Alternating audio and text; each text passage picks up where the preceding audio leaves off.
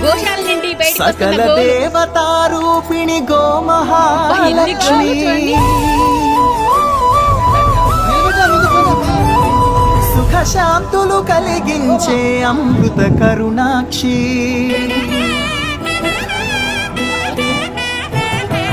సకల దేవతారూపిణి గోమహాలక్ష్మి సుఖ గోశాల నుండి శాంతులు బయటికి వెళ్తున్న కలిగించే గోవులు. అమృత ఎన్ని కరుణాక్షి గోవులు చూడండి. భారతీయ సంస్కృతికి గోసంతతి బయటికి మూలధనం గోశాల నుండి అన్ని బయటికి పంపిస్తున్నారు. పురాణాలు తెలిపే గోమాత గొప్పదనం